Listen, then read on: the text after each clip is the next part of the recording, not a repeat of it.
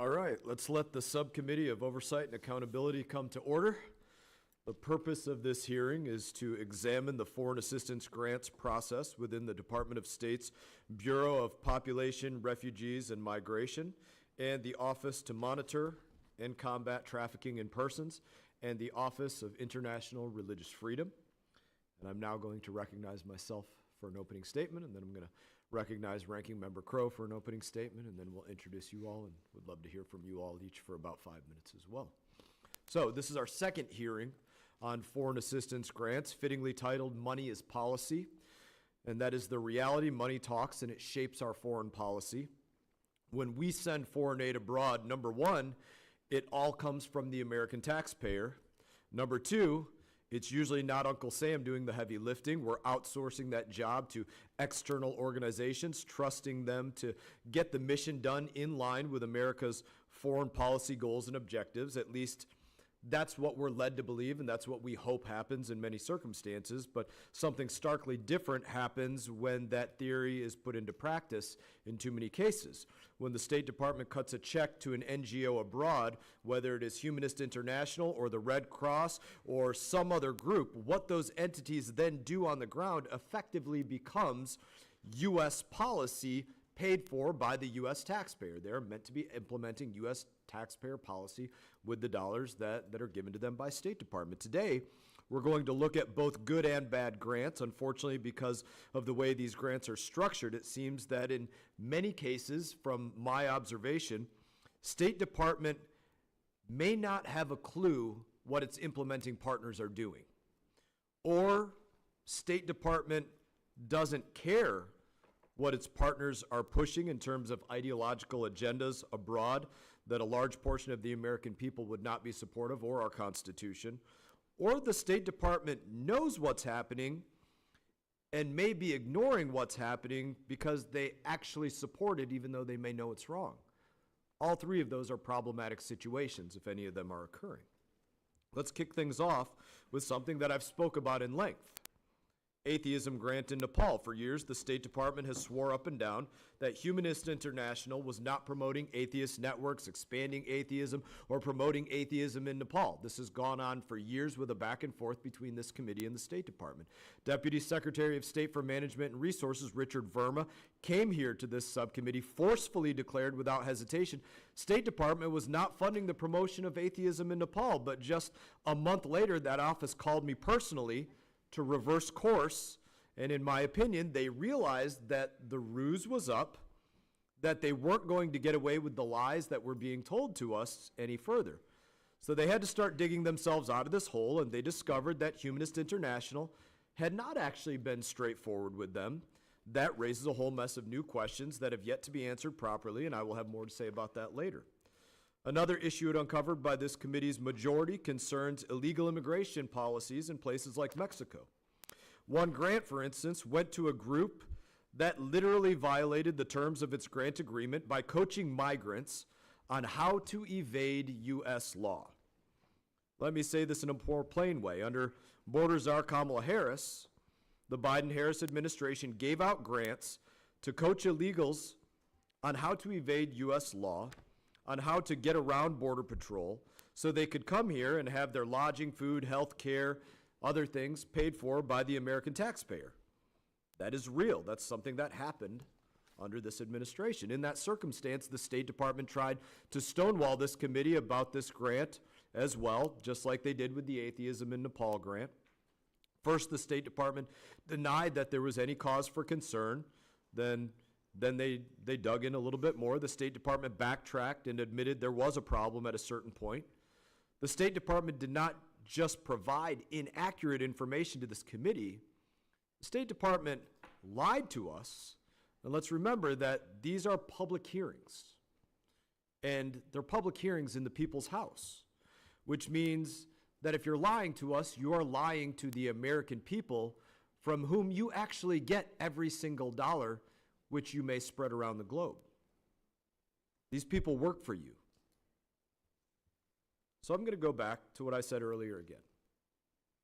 Is the State Department going to claim at some point that they did not know what was being done? Is the State Department going to say that they didn't care what was being done? Or is the State Department going to tell us that they knew about it, they knew it was wrong, but they encouraged it to go on anyways because people in State Department were in support of these radical ideas? No matter which way it goes, it's unacceptable. This is just the tip of the iceberg. I would say this, I believe this personally, if we have a diplomat abroad or a dollar of foreign aid going anywhere or a kernel of aid somewhere, it should be to make America win.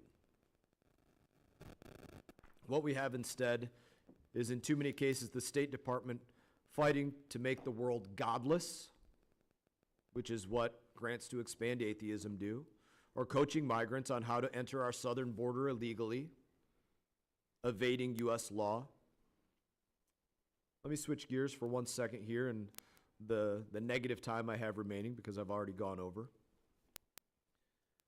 The Office to Monitor and Combat Trafficking in Persons, also known as JTIP. JTIP seems to be doing a damn good job of picking solid projects and following up on them, in my opinion. We've examined this office as well. Their work, which targets child trafficking and scam centers, has been a success. They have been transparent throughout with this committee. I look forward to hearing more about the success on how JTIP is performing its due diligence to monitor and evaluate the outcomes of the programs that they put in place. And I hope that other parts of State Department can learn lessons both in how to communicate with this committee, these subcommittees, and how to conduct proper oversight of the programs that they are implementing. And with that, I will recognize Ranking Member Crow for any opening remarks that he may have. Thank you, Chairman Mast. I'm going to start by thanking our witnesses for being here today and for your dedicated public service on behalf of the American people.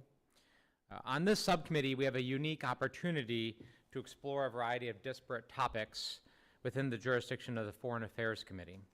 And we play a unique role in publicly laying out what is working properly as we work to advance our diplomatic and development objectives and what is not. That is always legitimate oversight. That, in my opinion, is our job, and that is productive oversight. The topic of today's hearing is one that has the potential to fit into that category. It is a chance to have a productive conversation on how to improve the U.S. foreign assistance process and highlight for the American people what robust foreign assistance means for our interests in an area of widespread instability and renewed great power competition. It is a chance to talk about what is working, what is not, and to dispel misinformation about what foreign assistance is and what it is not.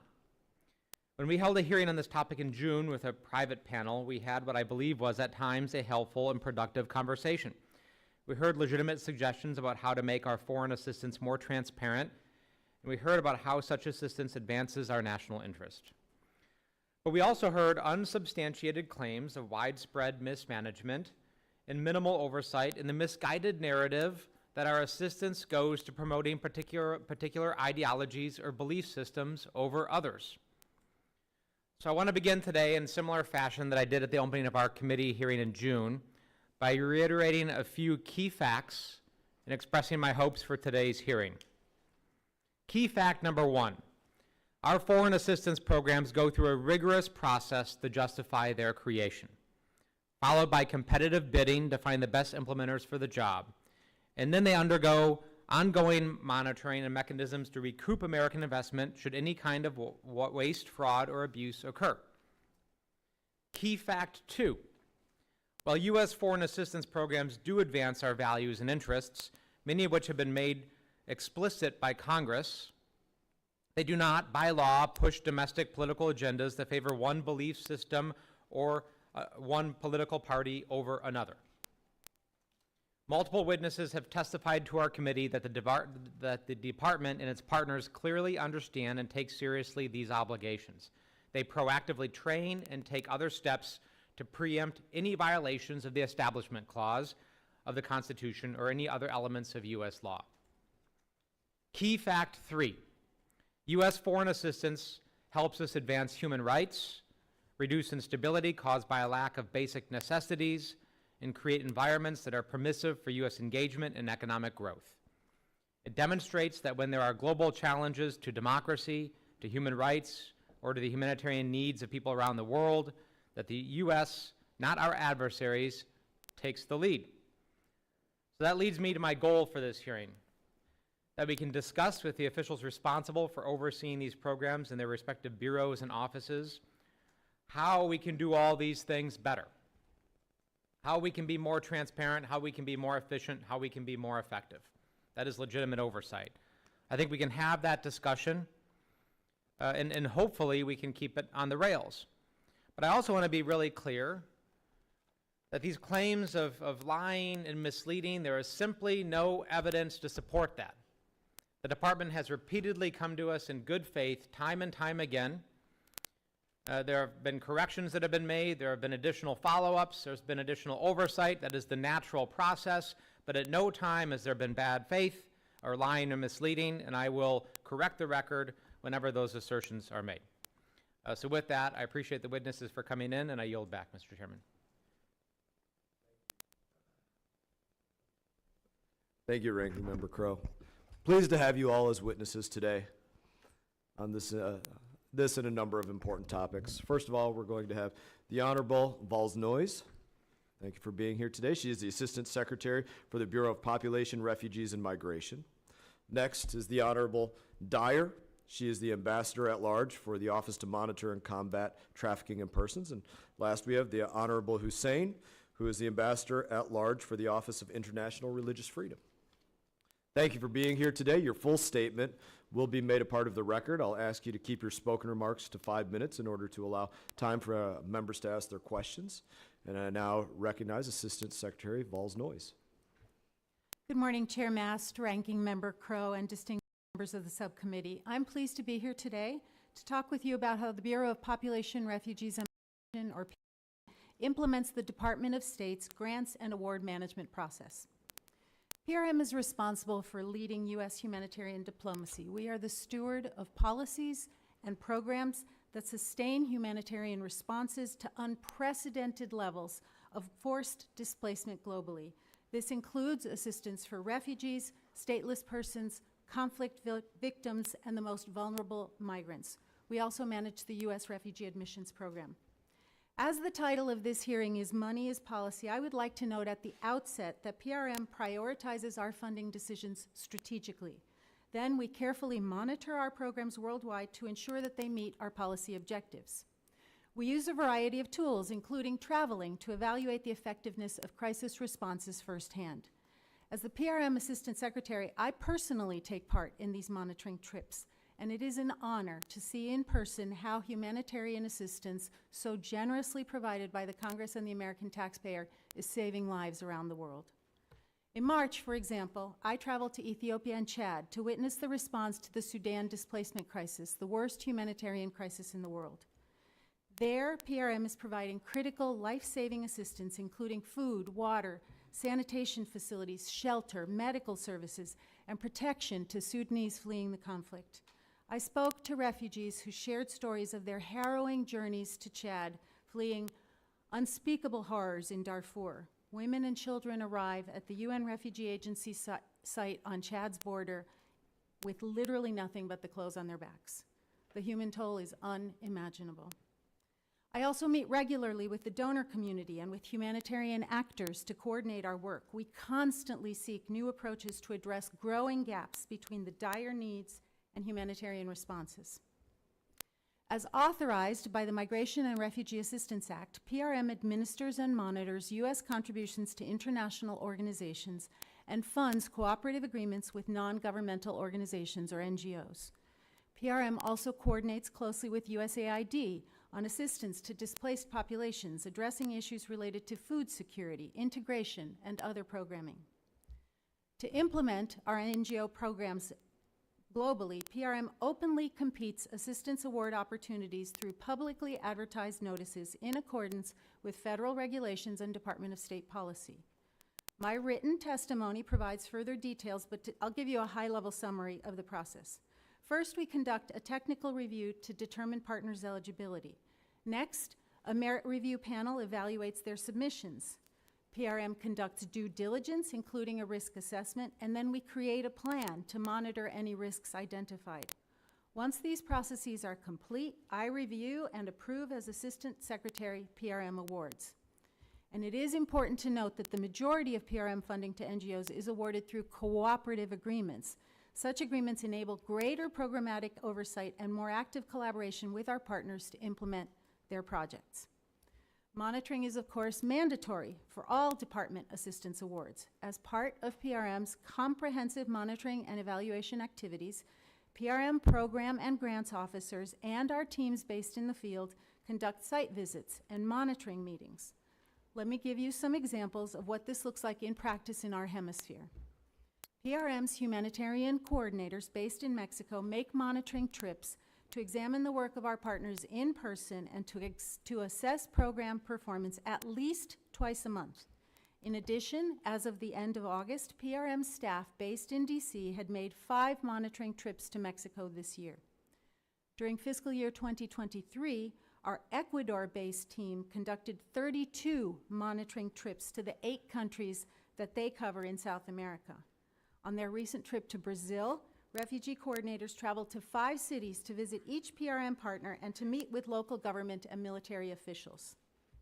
In addition to our own field monitoring, PRM supports and accompanies members of Congress and staff delegations conducting congressional oversight efforts on their trips. So in closing, I would like to emphasize my personal commitment and that of PRM to ask as responsible stewards of migration and refugee assistance resources generously provided by Congress. This is critical to show American taxpayers that their hard-earned tax dollars effectively meet the humanitarian needs of millions of people around the world affected by conflict, displacement, and statelessness. And as the daughter of refugees myself, this is my way of paying forward what this generous, great country did for my family. I thank the members of this subcommittee for the opportunity to discuss PRM's life-saving work done through our grants and other awards, and I look forward to your questions. Thank you. Thank you, ma'am. Now recognize the Honorable Dyer for her opening statement.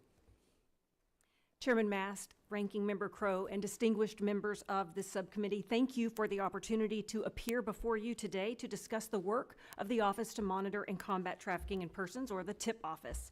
Before discussing our international programs, I want to take a step back to explain the broader work of our office and how that work guides our grants portfolio. One of the core mandates of our office is producing the annual Trafficking in Persons Report, or TIP report, which assesses the anti-trafficking efforts of 188 countries and territories. The TIP report also serves to highlight how human trafficking is linked to broader national security challenges, from state-sponsored forced labor in the People's Republic of China, Cuba, and the Democratic People's Republic of Korea to online scam operations that have defrauded Americans out of billions of dollars. The TIP report is central to our grant making. Our international programs are directly linked to recommendations in the report, which focus on the 3 Ps of anti-trafficking: prosecuting traffickers, protecting victims, and preventing this crime. And these 3 Ps are made possible with a 4th P of partnership. Our annual foreign assistance appropriation of nearly $76 million is divided into 3 primary programming streams. The first is our Child Protection Compact, CPC, Partnerships Program, to which Congress has appropriated $12.5 million. These are multi-year bilateral partnerships with other governments to combat child sex trafficking and forced child labor. We have successfully concluded CPCs in Ghana, the Philippines, and Jamaica, and have 4 currently underway in Peru, Colombia, Mongolia, and Cote d'Ivoire. And we just launched our newest CPC with Romania earlier this week. The second stream is our bilateral and regional program portfolio, which represents $38.5 million. These are multi-year projects in specific countries or regions. The final stream is our Program to End Modern Slavery, or PIMS program, to which Congress has allocated $25 million. This program helps understand trafficking challenges through cutting-edge research, which is then used to target programming, making it more efficient and effective. All of our programs are selected through a rigorous review process and in full accordance with relevant procurement regulations and processes. And we notify Congress before obligating funds for all of our grants and regularly brief Authorizing and Appropriations Committee staff on ongoing or upcoming programs. Each year, we issue about 37 new awards. We currently have 118 active awards, all of which are listed on our public website. Nearly 3/4 of our implementing partners are nonprofit organizations. The rest of our implementing partners are international organizations, including the UN Office on Drugs and Crime and the International Labor Organization.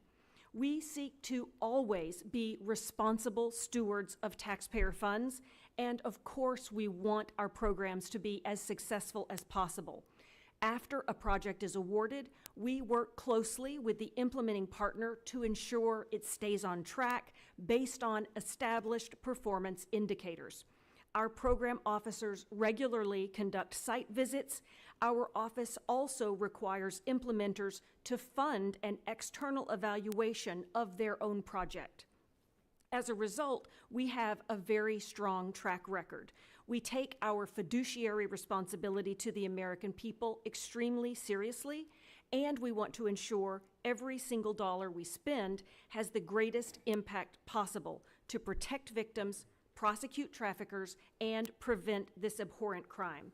I'm incredibly proud of the work our office does to combat human trafficking and protect vulnerable children, women, and men around the world from exploitation and abuse, and to advance American interests and values. And I am grateful for Congress's strong bipartisan focus on this issue and support for our work. Thank you. Thank you, ma'am. I now recognize the Honorable Hussain for his opening statement. Thank you. Good morning, Chairman Mast, Ranking Member Crow, Representative Issa, Representative Dean, and distinguished members of the subcommittee. I've had the honor to serve as U.S. Ambassador at Large for International Religious Freedom since 2022, continuing our country's proud tradition of working on a bipartisan basis to protect religious freedom for everyone, everywhere.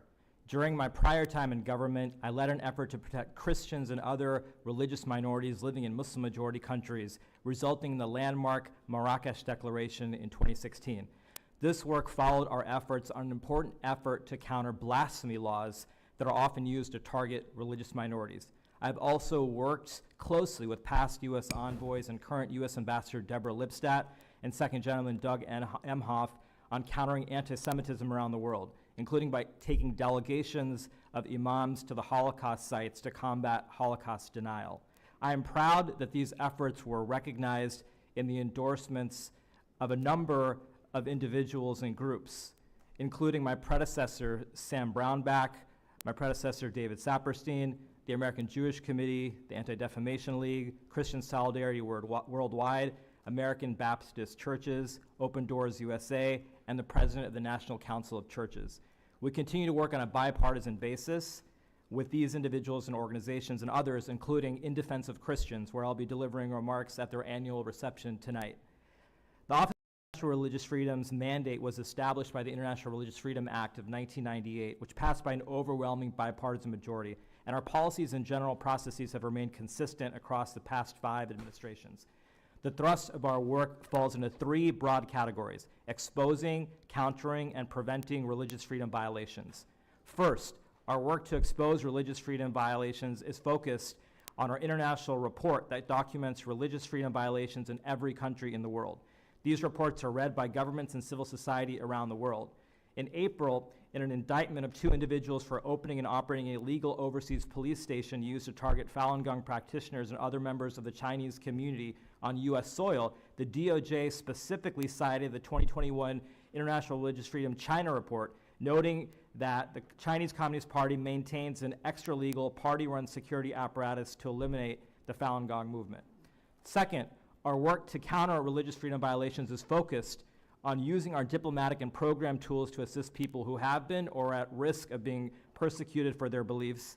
And third, efforts to prevent persecution focus on addressing the abusive laws, such as blasphemy laws, and policies that foster environments where discrimination, harassment, and violence take place. We work on individual cases of repression, and we're never off the clock, often getting notified in the late hours of the night of individuals who have been arrested or wrongly detained, and realizing that every minute that we wait to jump into action can cost someone his or her life. We do this work whenever and wherever it is needed. Last year, we worked extensively with the Shenzhen Holy Reformed Church, or the Mayflower Church, to protect its members' right to freedom of religion or belief in the face of relentless pressure from the Chinese Communist Party, even after they fled China. On April 7th, I was thrilled to welcome members of this church to the United States, where they celebrated Easter at a Texas church in safety. Most recently, my office supported the long-negotiated September 5 Nicaraguan political prisoner release. The 135 political prisoners included approximately 60 survivors of religious persecution, including 13 individuals from this group who are affiliated with the Texas evangelical organization Mountain Gateway. And we continue other substantial efforts to protect people of all faiths in places such as Burma, Bangladesh, Pakistan, India, Nigeria, and Saudi Arabia. In recent years, our programs have focused on countering discrimination and abuses targeting members of faith communities around the world, including religious persecution in the Middle East, Asia, Africa, Europe, and South America. We have worked closely with other offices across the department to address the dangerous rise in anti-Semitism, to counter genocides and crimes against humanity impacting members of religious minority communities, including the Yazidis, Christians, Rohingya, and Uyghurs, and to combat hatred directed at particular religious communities. Additionally, our programming supports activities such as documenting abuses against members of vulnerable communities, promoting greater mutual respect and tolerance for all in society, promoting accountability for perpetrators and justice for victims of religious freedom abuses, providing legal assistance and other tangible support to individuals who have been tortured, arrested, or detained on account of their beliefs. In light of the Establishment Clause of the First Amendment, the State Department does not fund any programs with the aim of promoting or advancing specific religious ideologies or beliefs. Religious freedom programs provide tools to support those facing persecution, abuse, harassment, discrimination, and violence on account of their religion, belief, or non-beliefs. Earth's single largest program by far is a Global Emergency Fund, which began in 2011. And since 2020, this fund has helped more than 4,000 individuals in every region of the world and across every religious background escape abuse, harassment, jail, and even death on account of their beliefs. I thank the members of the subcommittee for the opportunity to discuss this critical work. Thank you, sir. Appreciate your testimony. We're now going to recognize members for about 5 minutes to ask questions, and we hope to have honest and prompt responses from you all. I'm going to begin by yielding time to Representative Issa to begin the questioning, and then we'll go side by side. Thank you, Mr. Chairman. Madam Secretary, you've had a distinguished career, your career, foreign service, but your department is responsible for giving us knowingly false information, and I want to just go over it quickly. As the committee did its oversight over the PRM's assistance, we were told, and I'd ask that she be given copies of this, and I'll ask that it all be placed in the record. And I'll quote, this was in January of 2023, and again in December of 2023. Legal assistance, PRM, has not funded and does not fund legal representation or counseling related to immigration proceedings. Again, later in December, from the government of Mexico, PRM does not fund legal representation or counseling related to U.S. immigration proceedings, and legal assistance provided to those in Mexico is solely for the Mexican legal processes. At this moment, under, make sure I say it right, under the rules of Title 18, or U.S. 18, Title 1001, is that a true statement, either of those? Congressman, PRM funds Ma'am, that's a yes or no. It really is. Are those true statements? Yes. Okay. Then if you'd please give her a copy of this. Are you aware of this packet that was used throughout 2023? Yes. Does it limit to legal activities in Mexico? Or does it, on pages 9, 10, and 11, clearly advise people on how to get asylum in the U.S.? This packet of information, Congressman, was not funded by PRM. It was funded by the UN Refugee Was this Agency. organization at this time under funding from the United States? The organization was, this packet was not Okay, produced with so U.S. funding. one of the problems with the title I mentioned to you is that it makes it a crime to use tricks or mislead. Were you aware of this activity under other funds while you were funding this organization? Congressman, this slide deck and these briefings were begun before I was confirmed as Assistant Secretary. Ma'am, they were going on during these days of those statements. Right in the middle of it, the packet says May of 2023 was the revision. I'm going to go back to the original question because I think it's the most important question for you today as a Senate-confirmed officer. Were you aware of this packet? I became aware of the packet when we were producing documents for the Congress in response to their requests. I had not seen it before What then. disciplinary actions or other activities do you envision when Congress has been told something in writing that is untrue, and then you discover this? Congressman, again, I repeat, this packet was not funded by PRM. We became aware of it when the... Ma'am, I'm going to make something very clear to you. The intent of Congress is not to use the fungibility of money to give an organization that goes out with the people that you are funding, and those people and that organization do something inconsistent with what you tell Congress and what your mandate is. Money's fungible. As long as you give to this organization, which I understand you're still funding around the world, and they have a dual purpose, and they use that dual purpose to do something that Congress clearly doesn't want. Nowhere in this deck, we'll call it UN funded for a moment just to humor you, nowhere in this deck does it suggest that you can seek refuge in Mexico, which under international law, you have not only a right to, but an obligation to. Isn't it true under international law that every refugee in Mexico, if they're not Mexican, is by definition eligible to seek refuge there, and Mexico is at least one of the countries before the United States. So at a time in which every individual handed this had traveled into Mexico, a country that would have required visas if they, and or a claim of asylum, to let them in, they were allowed in only because your organizations, along perhaps with the UN, was in fact funding their trip to the United States. In other words, you were part of conduiting people to circumvent international law.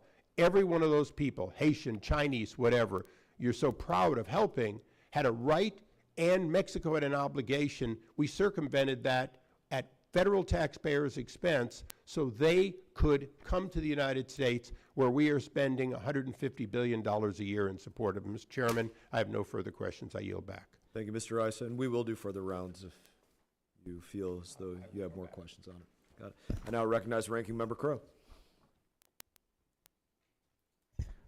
Thank you, Chairman. Well, I had a line of questioning, but I feel really compelled to correct the record here because this last line of questioning was inaccurate and misleading in so many ways. First of all, this organization, I think people deserve to know that this organization that was the subject of the last round of questioning, HIAS, was actually founded in the wake of the Holocaust.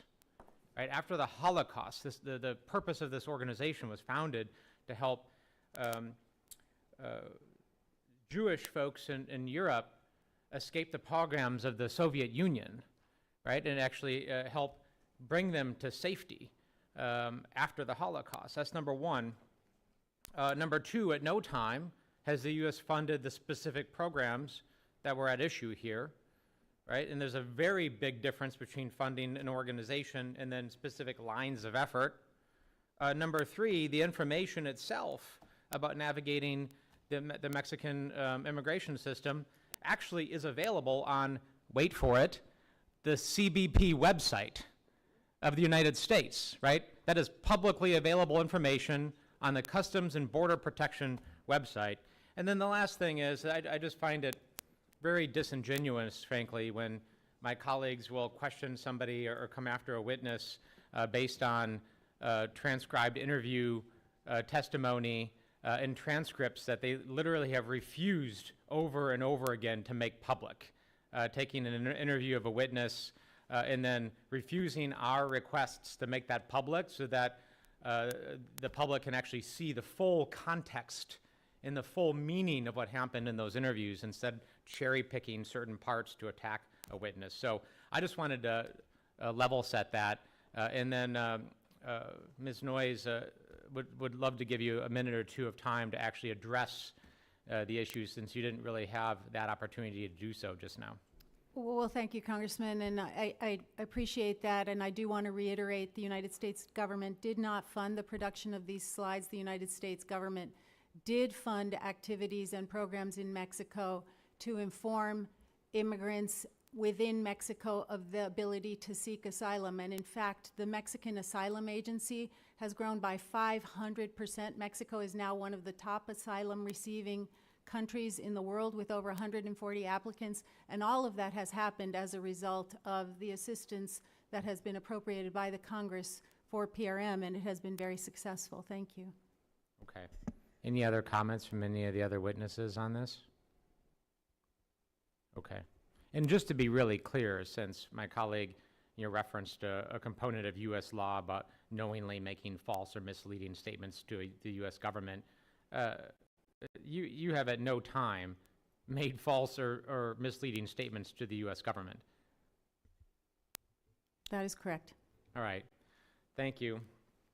Can you actually, I do think it's important, actually, this organization that has such a important history, HIAS, can you just tell folks a little bit about it and what this organization does? Well, I wouldn't want to speak for HIAS, but they are an important implementing partner for the United States. We have programs with them in several countries around the world. They are also one of the 10 resettlement agencies that help in the resettlement of refugees arriving legally in the United States after fleeing persecution and substantial vetting and processing overseas. They conduct programs on issues like preventing gender-based violence, providing support for medical services and other types of activities. They are a humanitarian agency, as you said, Congressman, founded in response to the pogroms in Russia, initially to help Jewish refugees, but then they have expanded their activities to support refugees and vulnerable people around the world. And did this organization, in fact, do so, help Jewish refugees escape persecution? Indeed. I mean, I can't speak for them. I don't know their entire history, but it is a yeah. long and distinguished history. Okay. Thank you. I yield back. Thank you, Ranking Member Crow. I'm going to wait until round two to ask questions, and I yield my time to Representative Issa. Thank you, Mr. Chairman. I guess sometimes you have to respond to the correcting of the record by correcting the record. In May, the department told Chairman McCall that the deck was used at a PRM-funded legal orientation sessions, the sessions provided by HIAS or HAS. So we funded the sessions in which they used the doc. Would you like to correct the record that we didn't fund it? If you fund the meeting and they use the deck, why is it and how is it that you can say you're telling us without trickery or any kind of misleading that this wasn't funded or at least enabled by the United States government, ma'am? Again, Congressman, we did not fund the production of the deck, but that it is accurate that the deck was used in briefings where we were also informing migrants about the ability to seek asylum in Mexico. Ma'am, it's wonderful that you're a great diplomat, because diplomats tell people to go to hell and make them pack and look forward to the trip, I guess. Because there is no truth in what you just said. It is extremely clear that if a group, I don't care who printed it or handed it out, a group you were funding waters and transportation, everything else, to bring to an event, host the event under the color of the United States of America, not the United Nations, and then you say, well, we didn't fund it, they got the money fungibly from somewhere else. Ma'am, there's not one American that would believe that. And by the way, to look at an organization and say, well, in the past, it had a great history, no question at all. My general counsel and one of my best friends was a refugenik that this organization probably helped his family get out. That's not what this organization's doing today, and it's not what you're paying for. If you fund them and your people see them handing out this deck, and pages 9, 10, and 11 are clearly not telling, in fact, not one bit of this document helps them stay in Mexico or implies they should. It makes it very clear that, in fact, this is how you circumvent law by what you say to get into the United States. That is just the truth. And I appreciate Ranking Member Crow wanting to correct the record, but the record is the United States government paid for sessions in which knowingly this was used, and you still stand behind the statements made to this committee that you do not do it, and you were making those statements while people were handing this out at U.S. government paid for events. Is that correct?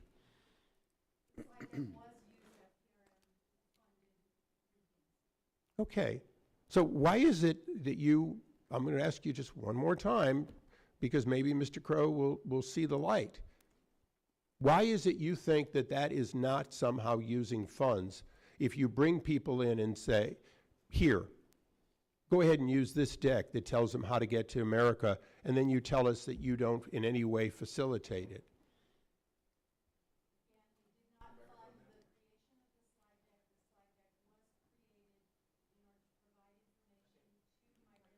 Please turn your microphone on. Sorry about that. We didn't fund the production of the slide deck. It was created in order to provide information to migrants who were participating in the Remain in Mexico program, the Migration Protection Protocols. PRM stopped funding for HIAS in Mexico in 2023. We do no funding for the agency. Okay.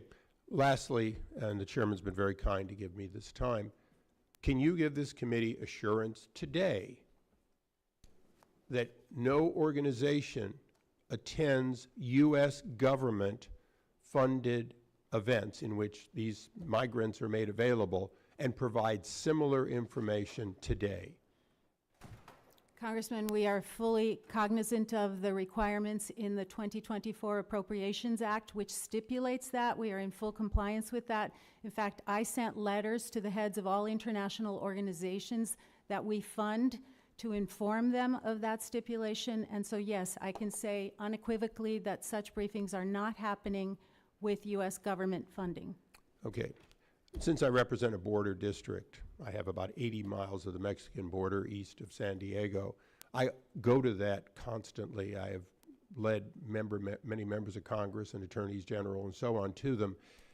I have stood at the fence and listened to U.S. government-backed NGOs, including Catholic Charities, talk through the fence and advise people on what to say as they're irregularly entering the United States. So I wish I could believe that you enforced your letters, but I appreciate that you say you've sent letters with that guidance. Mr. Chairman, thank you so much. Hopefully the record of correcting the record is now complete.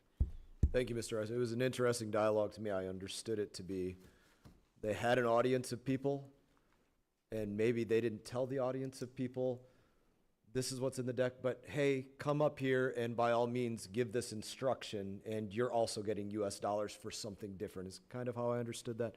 I'll have my own time for questions, but it does not seem above board. I recognize Ms. Dean for 5 minutes. Well, thank you, Mr. Chairman, and thanks for that interpretation of this conversation. You're welcome. You know, we have an expression that we often use here, which is I associate myself with the remarks of the gentleman who spoke before me. In this case, I'm going to say to you three honorable people leading groups that are trying to do good work around the world, I do not associate myself with the former line of questioning. I'm sorry that we all suffered through that. I'd rather focus on the good work that you are doing. Surely we have an oversight responsibility. I'm happy to be a part of that, to make sure that everything that we fund is executed as well as possible with the purpose it was intended for. But I do not associate myself with that kind of tearing down of other people. Ambassador, Secretary Noyes, in your written testimony, you didn't cite the example today, but I wanted to give you a chance. In your written testimony, you highlighted an example from one of your monitoring trips where a Venezuelan family was able to obtain asylum in Guatemala with the Bureau of Population, Refugees, and Migration funded support.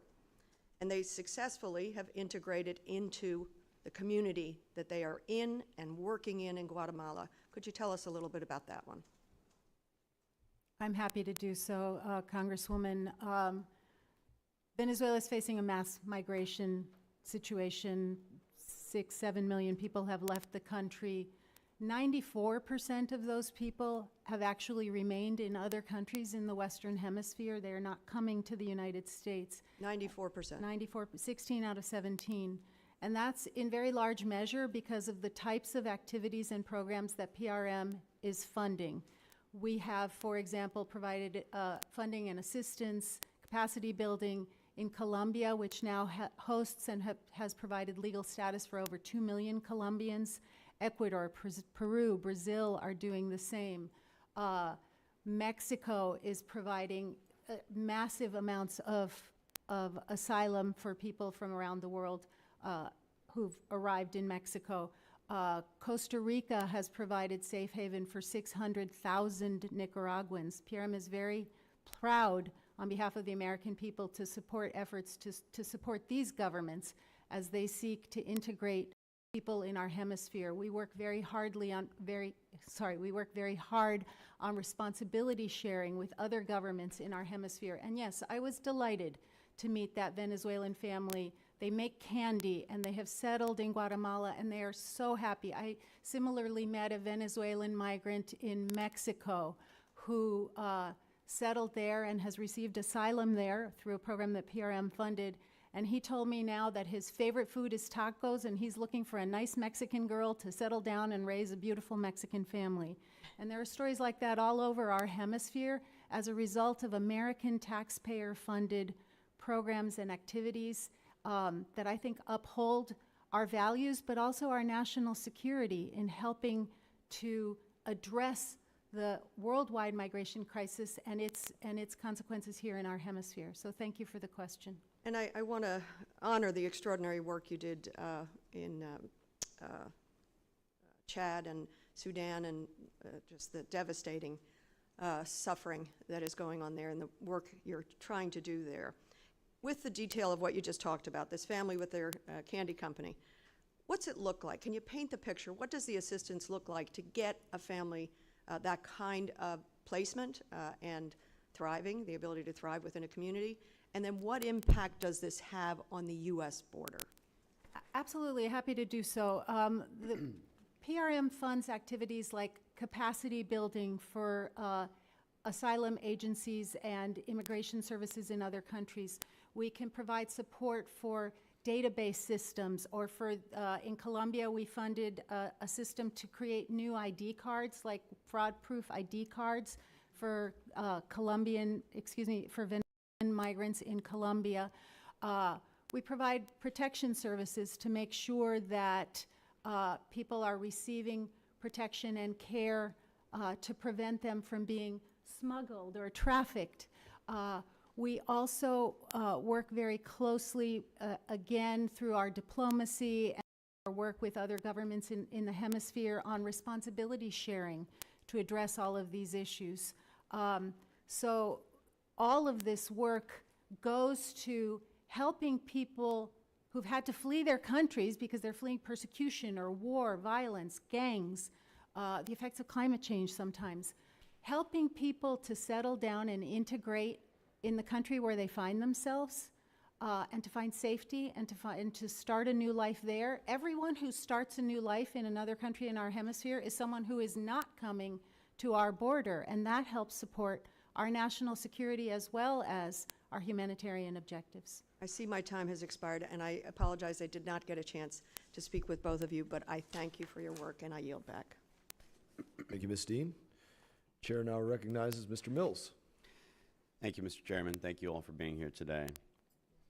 While I can applaud some of the work that actual USAID and State Department does, I think that we can identify the fact that there's been a continuous problem with the effectiveness, the implementation, and the actual oversight tracking of the grants and grantees that are actually going out there. Would we all agree with that?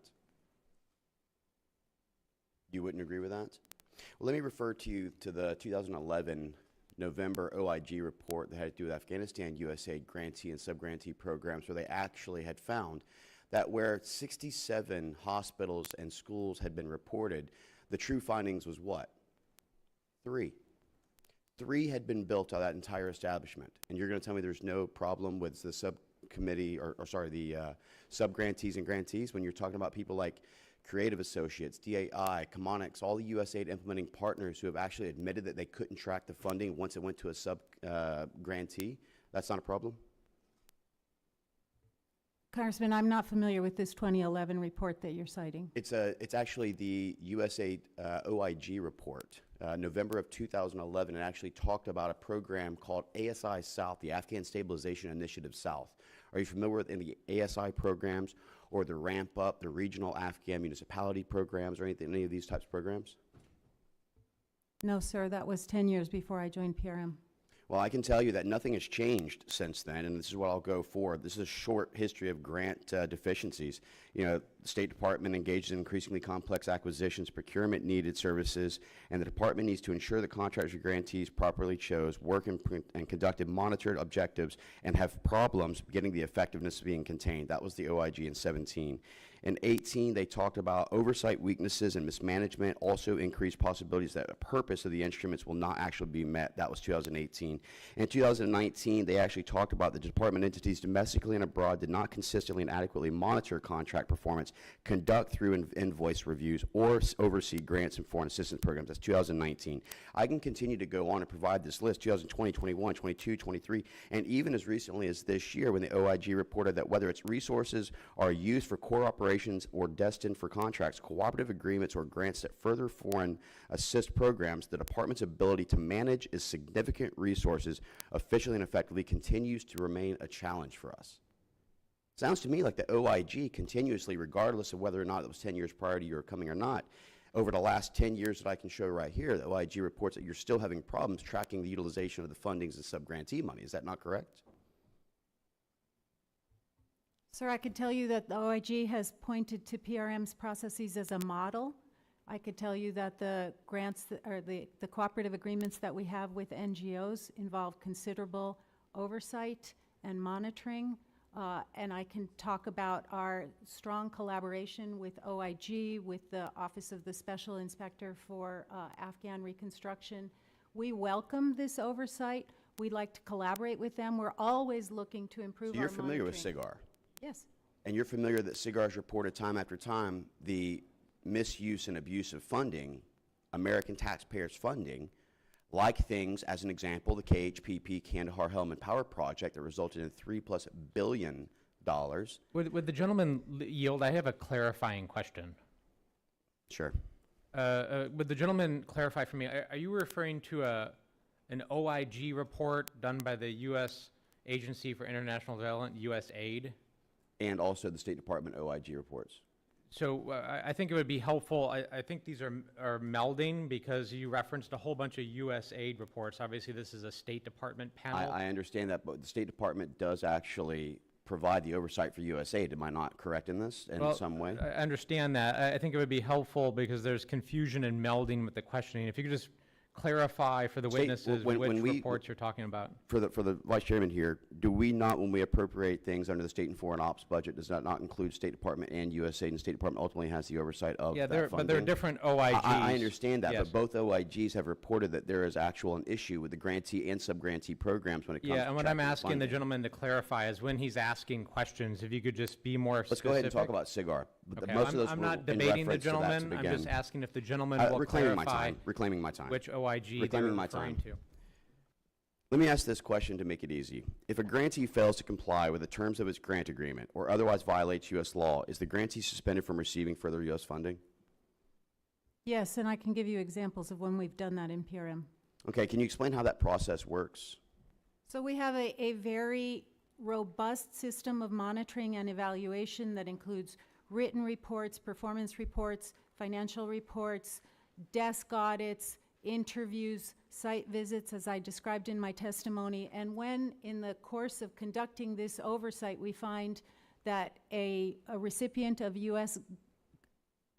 funding, one of our cooperative agreements, is failing to meet the benchmarks that we have agreed on, then we have suspended funding. We did that in So can you tell me where we're at then? And I appreciate that. With the implementer of the Atheism grant that was referred for suspension, where is that now? Mr. Mills, let me pause you for a minute. Your time has expired, but we are about to move into round two. No worries. I just assumed that since the vice chair wanted to claim some of the time, which I'm more I than was happy to do. Since it goes to our side, start with you for round two if you want to roll into this. Would you like to? Because you can have 5 minutes now if you want. No, that's right. Go ahead. Okay. We're going to roll into round two of questions. I'll begin with my stuff. We'll continue to go back and forth. I do want to start with something under the title of correcting the record with my ranking member. This was a letter from Naz Darakalu referencing the numerous times that we spoke about the Atheism grant. And by the way, it was an Atheism grant.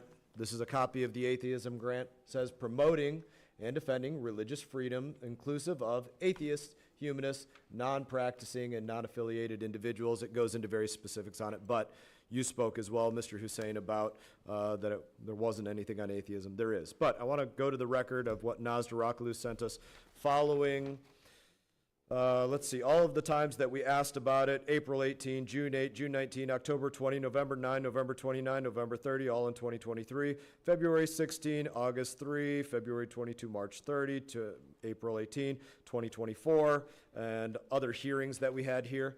And here was the short part of the response that I want to read. The department has since learned that the documents provided by the grantee to the department and in turn the committee were not in fact the version of the slides used in the relevant training. I'll submit this for the record.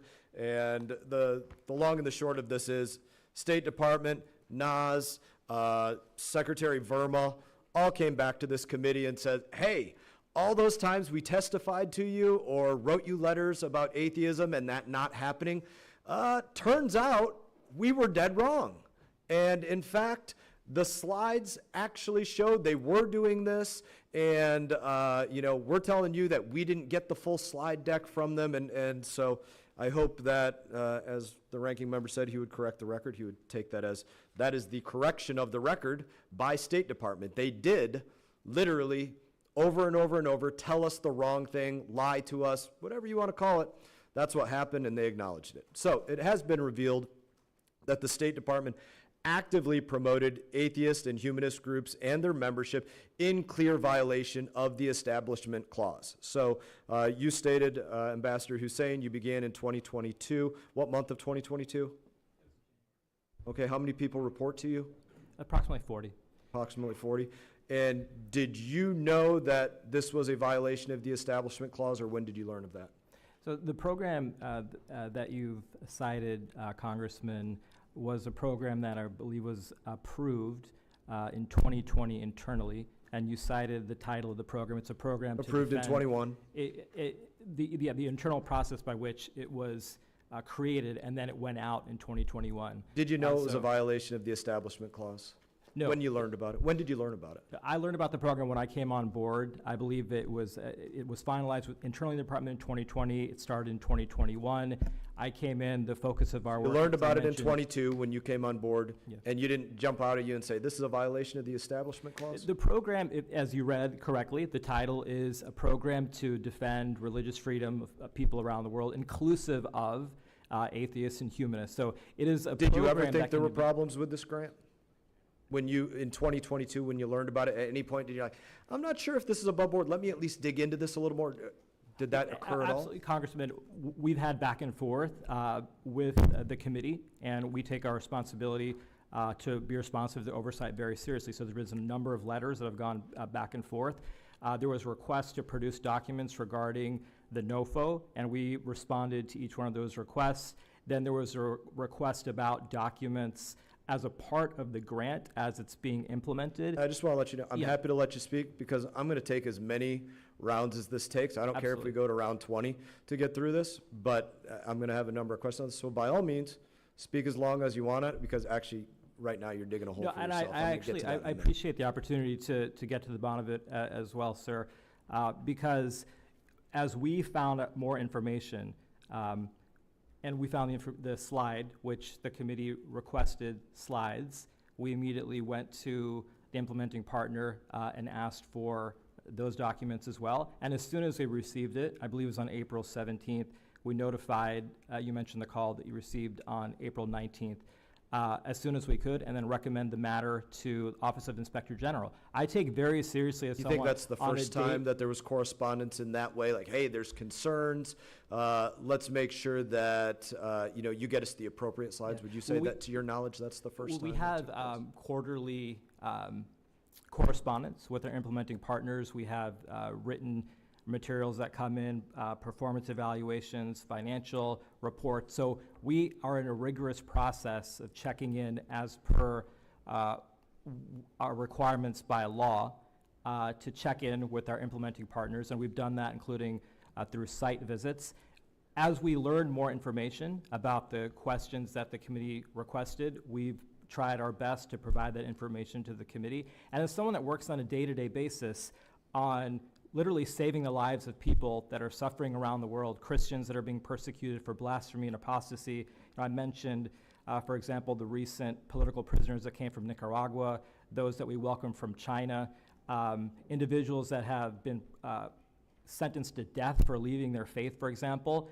Our focus on a day-to-day basis is to make sure that we're engaging that diplomatic work, that we are also overseeing the many, many programs that we have around the world. We take every single penny seriously. And so when there was a suggestion to me when I came into this role that perhaps there is promotion of atheism, my initial reaction was, it's completely against the law to promote atheism. I do not accept that, or to promote any religious faith in this job. As a person of faith myself, I take very seriously the importance of protecting the religious freedom of all people around the world, and the International Religious Freedom Act of 1998 requires us to protect the religious freedom of all, including people that don't have any particular belief. And so my understanding of the grant when I came in is that it is designed to protect the right of individuals not to follow any particular faith. That's something that's been championed by Representative Chris Smith, who's been a tremendous supporter of our efforts and our religious freedom work around the world. He has said himself that he will support the right of individuals to not belong to any particular faith community. And the Earth Act itself says that the freedom of thought, conscience, and religion is understood to protect theistic and non-theistic beliefs, and the right not to profess or practice any religion. So I actually think there's more that we agree on than it might seem. I think we all agree in this room that it's our responsibility to protect the religious freedom of all people around the world. That could extend to protecting the rights of people not to believe. And we all believe that promoting any particular religious faith using taxpayer dollars is wrong.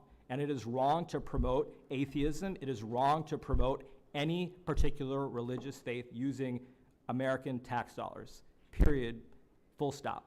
And that is my belief, and that is how we've tried to execute the work of our office. And if there are times when there's a grantee that has done something that causes concern or has done something otherwise, then it's my responsibility and our responsibility as an office to come to you and to say, we've discovered something that may not be in line with that mandate and that responsibility.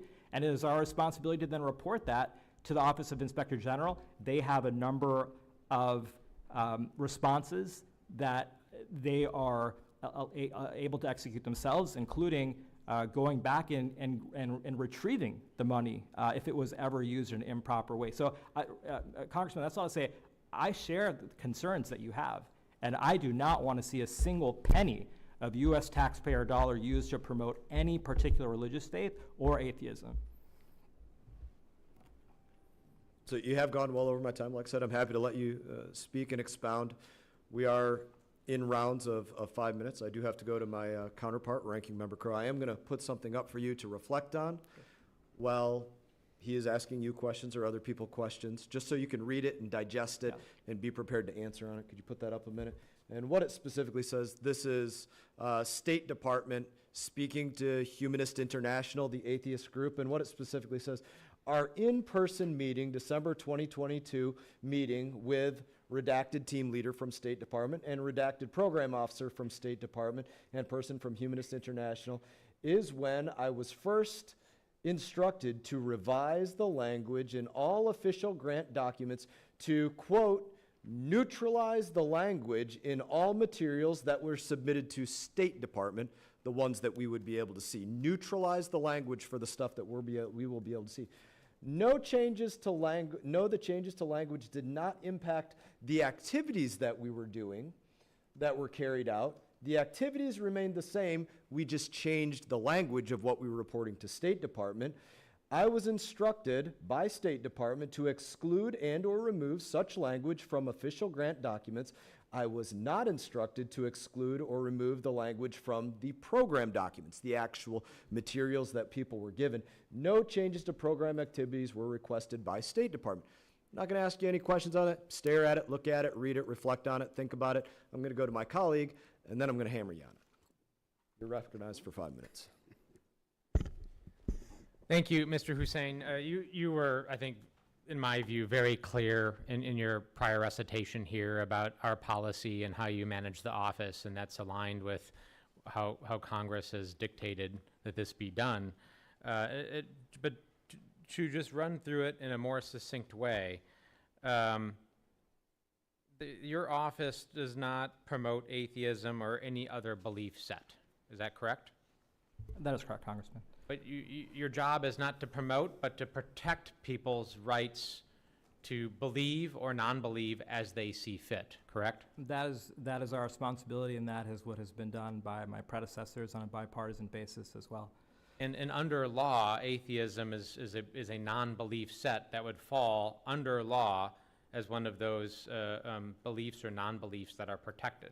Yes, and specifically in 2016, the amendments to the Earth Act clarified that atheism or non-belief is to be protected under the International Religious Freedom Act. This is the Frank R. Wolf International Religious Freedom Act that was passed in 2016 and enacted into law in 2017. Is that correct? That's right. And it specifically amended to include non-belief or atheism as a protected belief or non-belief set. Yeah, just to clarify further, it was already required in the 1998 Act, but just made it that much more clear. Yeah.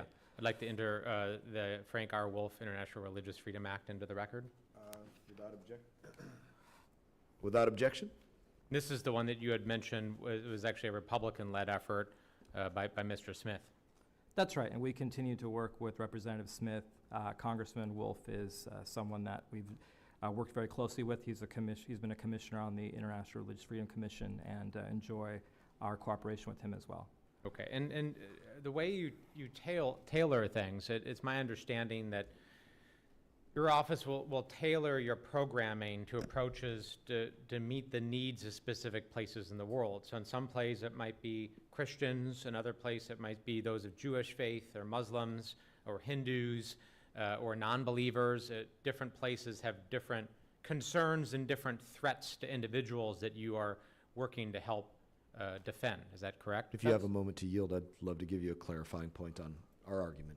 Whenever you, I don't want to interrupt your train of thought. Sure, if the gentleman could just answer the question, then it'd be great to. By all means. That's right, and I will say that as someone who has experience previously in my career doing work in Muslim-majority countries specifically, and work on the protection of Christian minorities, countering anti-Semitism, and the protection of other religious minorities, that has been a specific interest that I've brought into this position as well. And so we take our responsibility very seriously to protect people of all faiths everywhere, all around the world. And then you do oversight. So in instances where you have a grantee or there's a program that you're supporting that is not aligned with our standards or violate any of our laws or standards, you fix that. Absolutely. Right. And in the case of this particular grant that some of my colleagues were referencing, you all provided, it's our understanding, my understanding, that you all provided the materials you had available. That was what you believed was being used, and it was drawn to your attention that other things were being used. You then provided that, you disclosed it, and you dealt with it.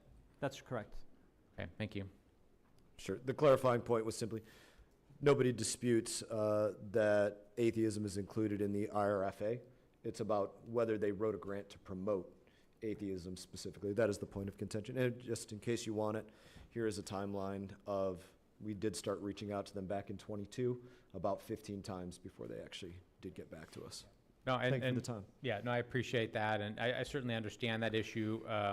You know, there's the broader assertions. I think, along with some of the specific allegations against you all, there's just this implication about overall policy that I wanted to clarify, as well as the specific issues about, you know, knowingly misleading the committee or Congress, which I just see no evidence of. That, you know, in the regular course of oversight, things are identified, things are fixed. You just can't run programs without occasionally finding things. And I agree with that. I agree with my colleagues on this, that if there's an issue that violates something, fix it, right? We should not be promoting any one belief set or non-belief set. And certainly in this case, it was identified and it was fixed. And I want to fix it more than anyone else if there is an issue, because I spend 99% of my time fighting for the rights of people of faith around the world. Yes, there are atheist communities around the world. We protect their rights as well. But any insinuation that the office is set up to protect or promote atheism is misrepresentative of the fact that the vast majority of the work that we do is helping people that are in dire straits, people of faiths that I mentioned in my opening statement and in some of our exchange here. And that's a responsibility that we take very seriously. And if I may, another 30 seconds or so, I just want to also go into this issue of, you know, bad faith or knowingly withholding things. At any time, Mr. Hussain, were you in the possession of this purported slide deck, or this slide deck that, not purported but actually does exist? Where you withheld that and did not provide it for you know, any lengthy period of time to prevent it from coming into the purview of this committee? No, sir, I believe that we were in possession of it on the 17th of April and provided it by the 19th. Okay, thank you. Yield back. Thank you, Ranking Member Crow. And FYI, they provided an inaccurate slide deck and then later provided an accurate one. But can I clarify that? Please, by all means. But they provided what they had, right? They provided the slide that they had been given, and it was later clarified that was not the one being used. So that was actually oversight that worked. Something was inaccurate by a grantee. They found, came in possession of the accurate one. They almost immediately disclosed that to the committee, and it's since been fixed. That's my understanding. It's actually a couple of years after they told their implementing partner, neutralize your language. Don't neutralize what you're doing with the program, neutralize your language. So, you know, we'll certainly get into that, and we can have some more back and forth on that. But bear in mind, this was not immediately. There were several years of stonewalling, and if you recall, we did have a hearing where you chastised the staff members of this committee. I believe it was you chastised the staff members of this committee for being in Nepal and actually going to speak with the people on the ground there. It was only in speaking in person with the people on the ground there that oversight was actually being able to conduct it. That's where they actually, oh crap, they actually caught us red-handed. Now we need to start turning over stuff. That was after years of questions. And if I may, Chairman, please, since you're dialogue by all means. Yeah, open no, I mean, listen, I'm not going to get into an argument here. When you reference that incident, that was about spending over $80,000 on a taxpayer-funded trip that I believe was excessive. But it was a bipartisan Codell. The charge of bad faith by this department simply is not supported by the facts. I think that's been made very clear by the witnesses here, and I will always vigorously contest any allegation of bad faith, as distinguished from valid, legitimate oversight that both the department and this committee conducts. Thank So you. it was a bipartisan staff delegation to numerous places, and them going over there and being on the ground in Nepal. That is oversight that they conducted, no doubt about it. But again, it has been pointed out, it was absolutely bad faith, but we're going to get into that more. It is now time for, I do have to recognize Mr. Mills. I can't go to you first because we have two members that haven't been here for questions yet.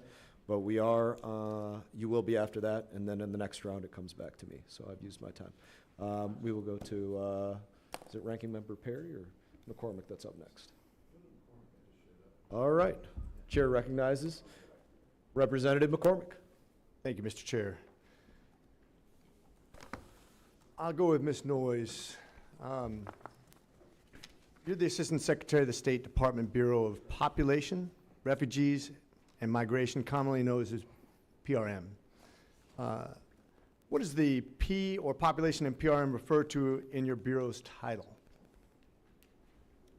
It refers to the provision of information and diplomacy with regard to population policies in international organizations. Okay, does that have anything to do with abortion? The United States government does not, PRM does not support, fund, or in any way provide support for abortion or abortion services. Thank you. Interesting, I was concerned that when I saw social media content on one of PRM's partners in Mexico, there was a advertisement that we pulled down and actually printed out for us. That kind of concerned me a little bit. This entity is called the Hebrew Immigrant Aid Society. Are you familiar with it? HIAS.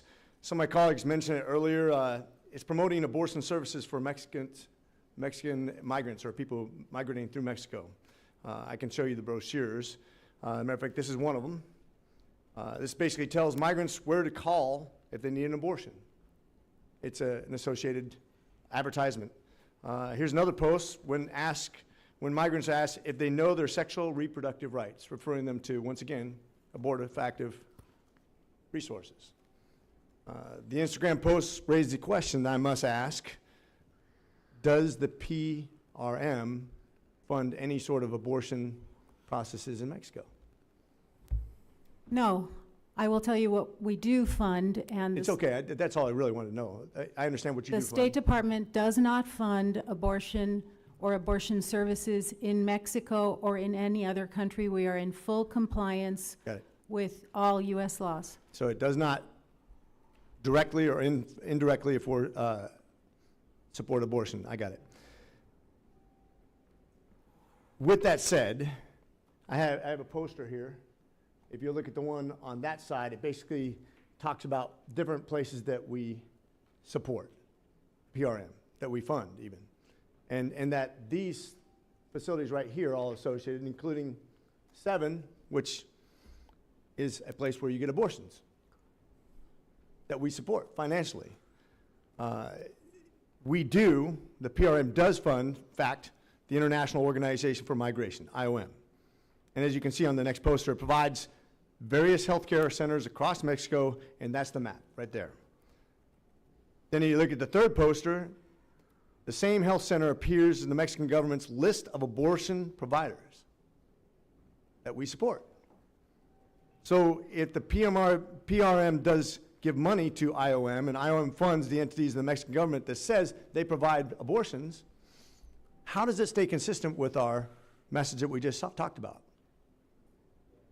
Congressman, again, PRM does not fund abortion or abortion services in Mexico or anywhere else. Whether there are other partners or whether there are partners that are doing so, they are not doing so with U.S. funding. We are in full compliance with U.S. law on this point. So if U.S. law is we don't fund it, but we're funding the IOM, and the IOM is funding this center that does abortions, how do we fix that? Because it is a violation of law. We do not fund abortion or abortion services. What we do fund is maternal and child health, menstrual hygiene products like tampons and sanitary pads, provision of prenatal vitamins, care for pregnant women or for complications following pregnancy like fistula. I've seen the same kind of sleight of hand in the United States too, where we say, no, we're just funding these abortion centers for the things that they're not doing for abortions, which saves them all the money they need to do everything else. It's like, I'm going to fund the Democratic Party, but only for things that everybody agrees on. Well, that means they get to save the money for the things we don't agree on. As a matter of fact, the same people that we give funds to in America that do abortions then fundraise for the same party that's feeding it the money. It's a self-licking ice cream cone. And it is illegal. We are a nation of laws.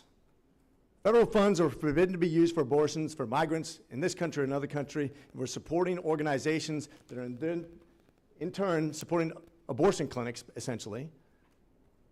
We are funding, this goes back to the WHO, it goes back to research centers in China that are doing gain of function.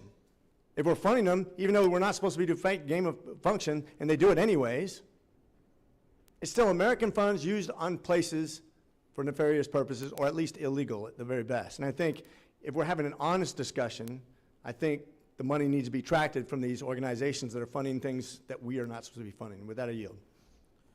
Thank you, Mr. McCormick. Chair now recognizes Mr. Perry. Thank you, Mr. Chairman. Ms. Noyes, my understanding, I'm sorry you're on the hot seat here, but you've got a lot of topics apparently people are interested in. So my understanding that PRM is providing funding for transportation, shelter, cash, and debit cards, and legal counseling in Mexico, aiding the flow of migrants to the U.S. border. And maybe you wouldn't characterize it as aiding, but I think it providing those things does aid. They're coming to America through Mexico. PRM defined a dollar amount ranging from $212 to $486 in the form of cash and voucher assistance to migrants. Now, when testifying for the Foreign Affairs transcribed interview, at the time I don't think you knew the number of migrants receiving funds in Mexico or how frequently migrants apply for CVA. And I'm not sure you knew the categories or types of what spending would be prohibited. Do you know those figures now? Do you have that? Congressman, I can tell you that the funding that PRM provides for non-governmental organizations and for cash and voucher assistance in Mexico is less than 10% of the total assistance that PRM provides in Mexico.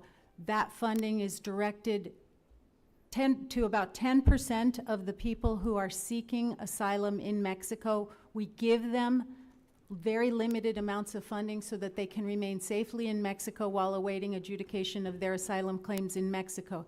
And I do have a specific figure that I can give you. We have one NGO partner that provides cash and voucher assistance in Mexico. It serves 1,845 people and provided $175,000, which comes to less than $100 per person for the year in Mexico. Okay. I didn't ask for the percentage, but that's fine. I guess I'm supposed to feel good about that. So are you saying that PRM only provides funding through the NGO or at the 10% level or what have you, only to migrants transiting through Mexico if they are remaining in Mexico? You don't provide any of that funding if they're going to continue to transit Mexico to the United States? That is my understanding. That's your understanding. And can we have that, can this committee request that documentation regarding that understanding that you have be provided to us? We will be happy to follow up. Okay. The UNHCR received more funding than any other organization, PRM, with funding levels at $46 million.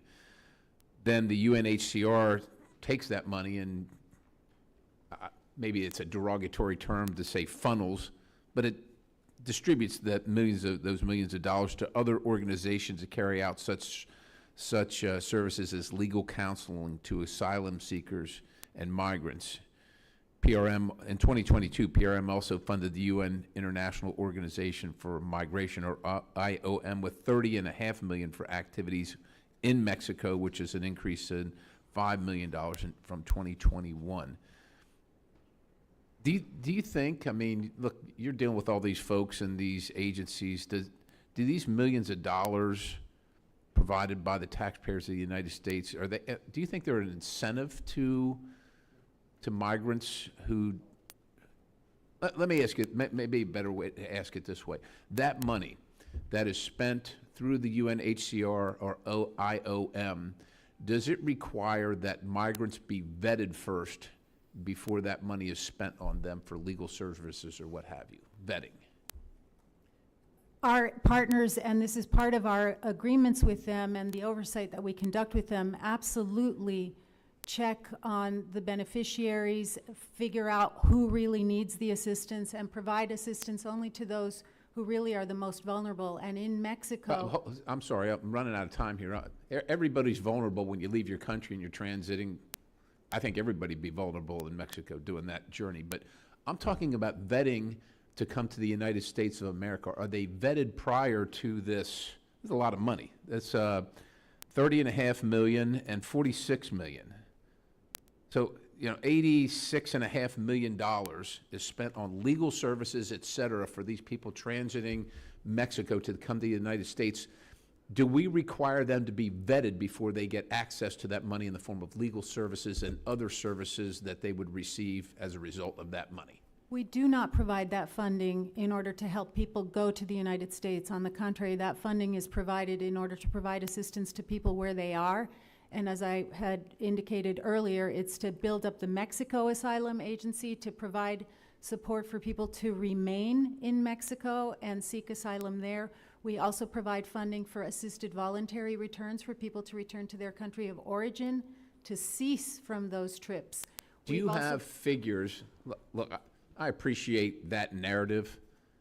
I, for one, don't believe any of it. I think it is designed to assist and aid people to come to the United States illegally. That's what it's used for. And I think there's probably a small percentage that return back to their country. I also don't believe that anybody is required to be vetted before receiving the assistance that comes through those programs. Can you provide any metrics to prove what you just said? Certainly, we would be happy to provide information about the assistance that we have provided to Mexico's asylum agency, which has grown by 500% and has over 140,000 asylum claims in Mexico for people to remain in Mexico. We'd be very happy to provide further information. So what I'm looking for, just so that you don't go back to work and kind of chase your tail. Your time has expired, but you are up for another round in just a moment if you like. Okay, And I'll hold. I yield. we'll be up in, I guess, 5, 10, Yeah. 10 minutes. So we are moving to another round. This is going to go back to myself. If we could just make sure to give the quotes from what State Department told to, quote, neutralize the language. Quote, neutralize the language. Don't neutralize the program language. Neutralize the language of what you're reporting back to state. And then we wonder, why would Humanist International provide an inaccurate deck of slides to State Department? Why would they provide, only a small percentage of the slides instead of the slides that talk about promoting and expanding atheism in Nepal? Why would that? Well, because they were directed by State Department, revise the language in all official grant documents to neutralize the language in all materials that were submitted to State Department. No changes to impact the planned activities, no changes to the program language, no requests there. So here's my question number one. Was it you that told them to neutralize the language? No, sir. And I share your interest in understanding the proper interpretation of the language. I'll let you get to your response. I'm glad you share my interest. I'm going to go back to something I said in my opening statement. Either you didn't know and you should be pissed off, or you knew and you didn't care, or your people knew and they didn't care and you should be really pissed off, or you knew and you tried to hide it. Any of those things should result in being really, really pissed off. Now, please respond. Yes, I share your interest in understanding the interpretation of the language. Now, I will say very clearly that if there is any effort whatsoever to do anything to use American tax dollars to promote atheism, that's wrong. And that's not something that I associate myself with or That's our the grant. office with. You acknowledge that was the grant, right? And Secretary Verma and Durakalu all came back and said, yes, this is what was, we have the letter here, I submitted it for the record. They came back and said, yes, this is what the slides were doing, this is what we were doing. Your State Department said it. To answer your question, Congressman, respectfully, the grant is a grant that is designed to protect individuals that hold particular religious faiths, or it's inclusive of individuals that don't hold any particular faith. It is not a grant that is designed to promote atheism. It is not permitted to promote atheists. Promote atheists. Right, but if you read, if we read the entire title Promote of the and grant, defend religious freedom inclusive of atheists. So promote and defend atheists, promote and defend humanists, promote and defend non-practicing, non-affiliated individuals. No So doubt about it. consistently with the Nobody language of the law. told you guys you have to write a grant to promote atheism. Yes, you can go out there and do a number of different things. Nobody told you, Congress didn't write a law that said, hey, go out there and write a grant to promote atheism. But to my question, again, were you the one that directed them to neutralize the language that we would be able to read? No, Congressman, and that is why we did not write a grant Who to promote directed them to atheism. neutralize the language that Congress was going to Look, read? I'm looking at the same Who- language you are. Who directed? Who was that? The language I see is revised language in all official grant documents. If you have the rest of the document, I'd be happy. I'm just as interested. We'll in you definitely to get that read for you. the whole document to Who was understand it? what it is. Who I do not. is that team lead program officer? I do not know who this meeting was with in December. So this is 2022. new information to you that somebody was directed to neutralize. You're not familiar with this. Neutralize the language in the official grant documents. I'm more interested in learning what that means. That wasn't an answer. Yeah. Is this new information to you, or did you know this already? I haven't seen these bullets that are on the board. Okay, this is directly from Humanist International, following, and by the way, let's take a step back in time. We've gone back and forth in a lot of different rounds, but I want to go back and say, remember, this grant came about in 2021. It was awarded. June of 22, Congress wrote the first letter about this saying, hey, we have concerns about this grant. We were stonewalled. The first correspondence went out from your office. You were there at the time in 22, where the implementing partner expressed concerns to State Department about our oversight letter. Humanist International said, hey, what's going on with Congress? They're up our tail. What's going on with this? And they were told by State Department, we're taking care of this. That was the quote by State Department. We're taking care of this. Now, again, fast forward in time to just a little while, and we know that in December of 2022, you guys said neutralize the language of anything. You said you didn't do it. You said this is new to you, that you didn't know somebody directed them to neutralize the language. Should somebody be fired for telling them to neutralize the language? Congress, that's a very serious action. I would want to know what it means in this context to neutralize the language of what. It says all materials in official grant documents. That's not the same thing as slides. That's right. I want to know exactly Don't change the slides that you're delivering. Don't change the program materials. Just change what you're reporting back to us. I'm interested in knowing how we can interpret that to mean slides. Let's talk about this a little bit more in about 10 minutes when I get time again. Yeah, if you have the rest of the document, I'd love to see it. And I'm just as interested as you are in understanding. We're going to lean this right yeah. up front so you can lean on, you can look at it, reflect on it, have some more opinions about it when I get back to you in about 10 minutes after my colleagues ask some more questions. I am now going to recognize Ranking Member Crow for 5 minutes. Thank you, Chairman. I'm sorry you had to sit through that, Mr. Hussain. Do you know why you've never seen this? And that's a rhetorical question. It's because this, what you were just asked about, is the transcript from a transcribed interview done by staff of this committee that has never been released to the public. So you've never seen this. That's correct. Right? The public has never seen this. Right? And despite repeated attempts by the minority to get the majority to release this, they have repeatedly refused to do so. So this was an interview that was done by the committee of a former employee of the organization in question, not one of your employees, not one of the State Department employees. So I just wanted to clarify what it is we're talking about and why you might be confused about what you're being asked about, because you haven't seen it. Nobody outside of this committee has seen it. Do you want to yield for a clarifying point? Sure. No member, as far as I know, no Democrat representative showed up to that. Oh, okay.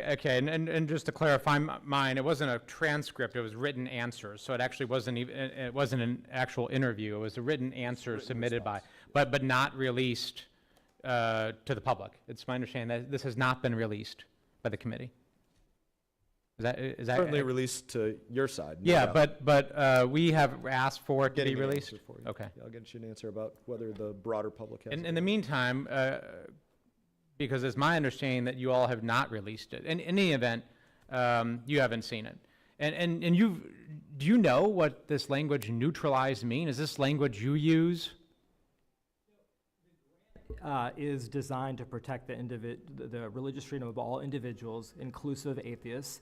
And there are organizations that may be humanist that are doing work and training. Well, my question on is protecting- different, though. Yes. This language, this neutralization language, do you have any idea what that means? No, and I'm trying to, And is that language you've ever used? no, and Is that language that you've directed in your staff to ever use? no, especially not in the context that is that's being implied here, that neutralize might mean something to do Well, with allowing yeah. promotion of atheism. And context matters a lot, which is why we've asked for these written answers to be released, because I'll tell you why context matters, because the written answers also say something interesting. I don't have one of these big boards. I wish I did. But the written answers say this. This same individual said in the written answers that she understood the obligation, quote, to not use funding to promote or proselytize any religious or non-religious belief over another, but rather to promote the inclusive right of religious freedom, including non-religious for all, end quote. That's correct. Specifically clarifying that was their understanding. That's That correct. also is in the written answers, and that's why context matters. I don't know, did you guys get any clarification on whether or not these written answers have been released? Yes, I do. Not released to the public, and my understanding is DEM staff received the same offer, did not want to make these things public for basically the same reason that you all asked for the descent cable in Afghanistan. You guys didn't want certain names released. Well, names, yes, to protect individuals against reprisals, but we have repeatedly wanted these to be released for this reason, actually, because it allows You a guys better, do more. have them, but that was the why. We do have them. Yeah, no, Didn't there's want no certain doubt. names There's no released. doubt about that, which is actually why I have this quote, and why I have this context, which is important, why I asked the question, and why I think it's important that the public see it, and for you all, frankly, to see it. If you'd like their names released now, just make that request by all means. No, then we're talking about something different. I think it's important in all of these contexts to protect people's names, because we don't want people to be subject to fear and intimidation or reprisal. But the content, I think, is important for folks to see. Ms. Dyer, you are doing a phenomenal job today. In 40 seconds, are there any stories that you would like to tell? Because your department does just amazing work to combat human trafficking. Would love to just give her a minute to chime in here. Well, I appreciate the opportunity to speak, and really just to sort of like thank you guys. I really feel like the successes that we have had in the Trafficking in Persons Office is due to hardworking staff, bipartisan support from Congress, and really working together in partnership to both prevent the crime, prosecute the bad guys, and protect the victims. It's an honor to get to work on this issue. It's an honor to get to collaborate with all of you, and I'm happy to answer any further questions that you have. Thank you. Chairman, I yield back. You have been very patient. So I now recognize Representative Perry. Thanks, Mr. Chairman. Ms. Noyes, I think from my standpoint for this committee, I misspoke. It was 76.5 million. You should never do math in public, but that I counted up there. But you said 10% essentially. But whether it's 10% or whatever of the 76.5 million, I would like to know if you can provide for us how many of those recipients were actually returned to their country, how many of the recipients were vetted, how many were not vetted prior to receiving the funding, and how many of these recipients remained in Mexico while they sought their asylum claim. I think that would at least help illuminate. Look, I don't want to be unduly critical. I represent, like everybody else here, 760,000 people. They get up early in the morning, they go to work, they're paying their taxes. We're borrowing money every single time we vote here to pay for all this stuff. We're borrowing. This is all borrowed money. And, you know, I can't speak for anybody else's district, but the district I represent, people can't afford their groceries, their gasoline, their electricity bills, their daycare bills, their normal daily needs. And when we're spending that kind of money, that amount of money, I would say it encourages people to come to the United States, but maybe you're right, maybe I'm wrong, but I should be able to tell my bosses, this is where your tax money's being spent, this is how it's being used, and right now I can't do that, so I appreciate that. Thank you. Mr. Perry, can I borrow a moment from you? Absolutely, yield to the chair. I was frustrated in your last dialogue because she had, Miss Van Noyes, Valls Noyes, I didn't mean to say that incorrectly, had a dialogue with Representative Issa in which the specifics of the dialogue, please correct me if I'm wrong, were they were funding a group. That same group was providing literal materials on how to circumvent U.S. immigration law, but they were paying the same group to do other things. So it's not what we were paying them to do. They were using other monies to literally give these documents on how to circumvent U.S. immigration law. We were paying for the other stuff. Yes, it was done at the same events. Yes, they were invited to the same audience. Maybe they were at an audience for, I don't know, receiving information on something, and they were given that information by this group, happened to be paid by the U.S., but they were also delivering this. It was frustrating to me that when you were asking your questions about whether they are doing different things, funding these groups and teaching them how to circumvent immigration law. Do I have a misunderstanding of your dialogue there? Yes, you funded this group that was directing people to circumvent immigration law. Your claim is that you were not funding them to do that. They must have got the money from somewhere else to do that. But yes, they were doing that at State Department-sponsored events or where there was an audience for United States Department of State. Congressman, although we did not fund the slides, it is absolutely true that nothing in those slides was intended to circumvent U.S. immigration law. In fact, it was to provide correct information about U.S. immigration law as opposed to the garbage that smugglers and traffickers put out. And the information in those slides is all information that is readily available on multiple U.S. government websites. If it was such corrective information, why wouldn't you want to fund that? You were very specific that you didn't fund that. Because we only funded that organization to provide support for asylum procedures in Mexico. And Mr. Issa did speak again very specifically about where that group was directing people to circumvent U.S. immigration law. And yes, you happen to be funding them as well, but certainly a frustrating point to not. But Congressman Perry, if I could, I appreciate your question about who is receiving cash and voucher assistance in Mexico funded by our partners, UNHCR and IOM. I can tell you that other countries also contribute funding to those organizations for cash and voucher assistance. So we will need to do some analysis to figure out how much of that funding came from American taxpayers versus other taxpayers, but I'm very happy to take the question back, and I appreciate it. I apologize for not using your full Valls Noyes. I apologize, ma'am. I have one more question. Noise is fine, thanks. Okay, but now, based on that information, and look, we get that other countries fund some of this stuff, and God bless them, that's great, but I'm a representative of the American people, so that's my interest. Is there a prohibition in the State Department for funding organizations that would, look, these people are coming across the border illegally, right? Unless they're vetted and they've waited for their asylum claim, they're coming across the border illegally. Is there anything in State Department documentation that prohibits the use of those funds to be used to inform or provide care, comfort, whatever, to people that are crossing the border illegally? The 2024 appropriation passed by Congress made clear to us that that the United States may not provide funding to assist with provision of information about U.S. immigration proceedings or about legal representation in the United States.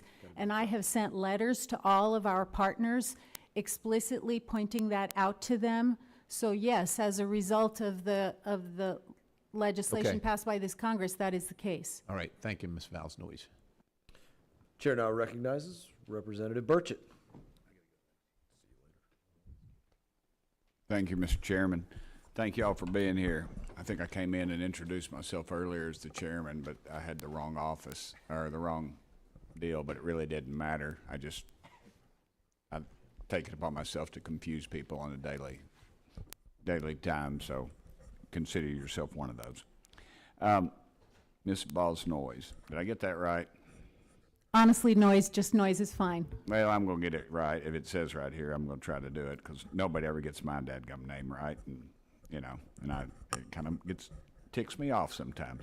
How much money does the Bureau of Population, Refugees, and Migration give in cash and voucher assistance to immigrants? Congressman, cash and voucher assistance is a well-proven, internationally recognized tool to support vulnerable people. We provide cash and voucher assistance all over the world. I was recently in Cote d'Ivoire, where our partners were providing cash assistance to Burkinabe refugees who had had to flee the fighting there. We provide cash and voucher assistance to migrants all over the world. And I'll give you a specific example. The 135 Nicaraguan political prisoners who left that country 2 weeks ago that Ambassador Hussain was mentioning earlier, we provided them with $180 each because they needed, you know, when they got out of Nicaragua, they had nothing. So Right. they arrived in Guatemala, we got them lodging, we got them food, they got standard issue sweatshirts, but we gave them $180 each so that they could buy underwear, shoes, Right. clothing that was distinct from We just that give of it to them others. to spend.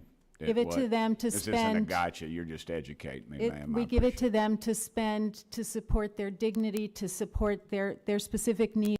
We are processing them for more durable solutions elsewhere, and we're very grateful to the government of Guatemala for its support for these political prisoners, people who have fled unthinkable persecution.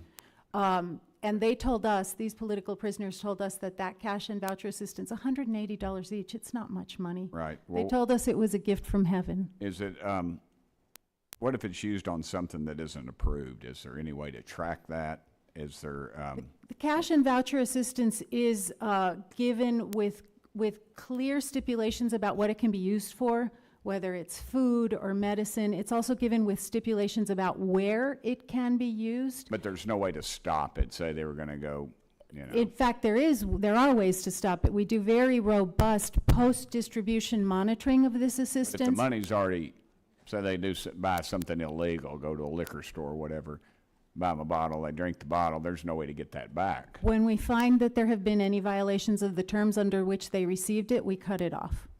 Okay. How do we know that this money, and how do we ensure that it's not going to Mexican cartels?